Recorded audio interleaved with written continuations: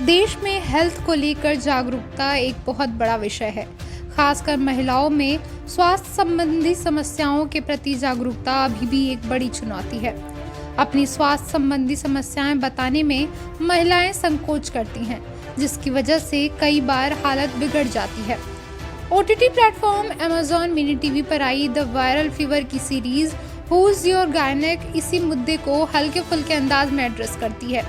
5 episodes की यह series स्त्री रोग विशेषज्ञ के जरिए इस विषय को लेकर सोच और उसके समाधान पर बात करती है। हिमाली शाह के निर्देशन में बनी इस सीरीज में सबा आजाद ने डॉक्टर विदुषी कोठारी का किरदार निभाया है, जिसने बतौर स्त्री रोग विशेषज्ञ हाल ही में करियर शुरू किया है और वह अपनी प्रैक्टिस जमाने की कोशिश कर रही है। सीरीज की खूबी यही है कि बिना बहके या मुद्दे की बात कह जाती है। इस सीरीज का पहला एपिसोड डॉक्टर कोठारी की मरीज की तलाश को दिखाता है, क्योंकि उसे अपना क्लिनिक शुरू करना है। फिर 21 साल की एक लड़की अपनी समस्याओं को लेकर आती है। दूसरे एपिसोड में एक शादीशुदा कपल अपनी इंटीमेसी की प्रॉब्लम को लेकर आता है।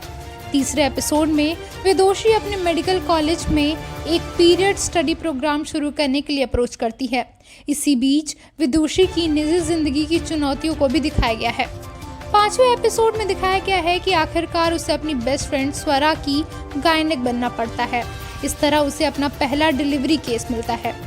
सभी एपिसोड्स की अवधि लगभग 20 मिनट के आसपास है, इसलिए सीरीज भागती हुई लगती है और बोर होने का मौका कम देती है, जो कि उन दर्शकों के लिए बेहतर होगी जिन्हें इस विषय में दिलचस्पी ना होकर सिर्फ कहानी में दिलचस्पी हो। डॉक्टर विदुषी कोठारी के किरदार में सबा का अभिनय प्रभावित करता है। विदुषी के अलावा शो में स्वरा और मेहर अहम किरदार में हैं, जो करिश्मा सिंह और अरुण अर्जुन कौल ने निभाया है। हालांकि सबा और उनके प्रेमी के किरदार में कुणाल ठाकुर के बीच केमिस्ट्री कुछ खास नहीं लगती। अलग अलग केसेस के जरिए सीरीज महिलाओं के बीच यौन स्वास्थ्य और शिक्षा पर जोर देती है। अनुया जकातदार, प्रेरणा शर्मा और सुरेश नारायण दास का लेखन सराहनीय है। उन्होंने इस बात का ध्यान रखा है कि संवाद स्तरहीन ना हो और कोई गलत मैसेज न जाए।